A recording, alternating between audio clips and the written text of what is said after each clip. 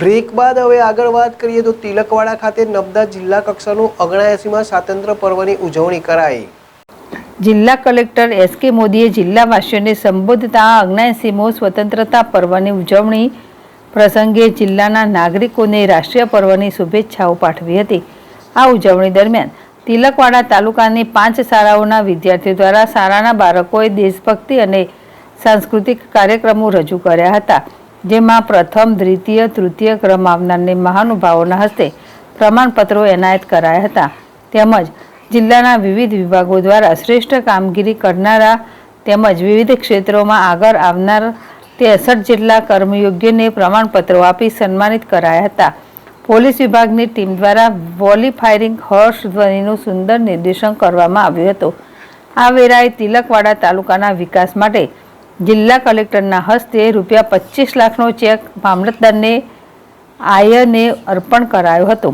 કાર્યક્રમ બાદ એક પેડ માં કે નામ અભિયાન અંતર્ગત કાર્યક્રમ સ્થળે મહાનુભાવોના હસ્તે વૃક્ષારોપણ કરવામાં આવ્યું હતું। દીપક જગતાપ, ZSTV, રાજપીપળા।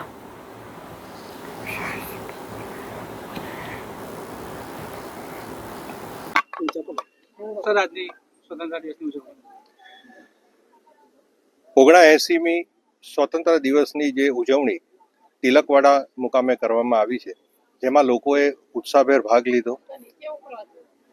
દરેક શાળાઓએ પોતાની સાંસ્કૃતિક કૃતિ રજૂ કરી, તેમજ આ જિલ્લાની અંદર વિવિધ ક્ષેત્રોમાં જેવું કે આરોગ્ય ક્ષેત્ર, ખેતીવાડી ક્ષેત્ર, શિક્ષણ, આંગણવાડી તેમજ અન્ય બાબતોમાં જેણે જેણે સારી કામગીરી કરી છે એને આજે પ્રશસ્તિપત્ર, એવોર્ડ અને શિલ્ડ પણ આપવામાં આવ્યા છે, જેના પાછળનો એક જ આશય છે કે આવા પવિત્ર દિવસે આપણા કર્મચારીઓનું, આપણા અધિકારીઓનું જો સન્માન કરવામાં આવે તો મોટિવેટ થાય અને ખૂબ સારી કામગીરી કરીને આપણા જિલ્લાને અગ્રેસર બનાવે।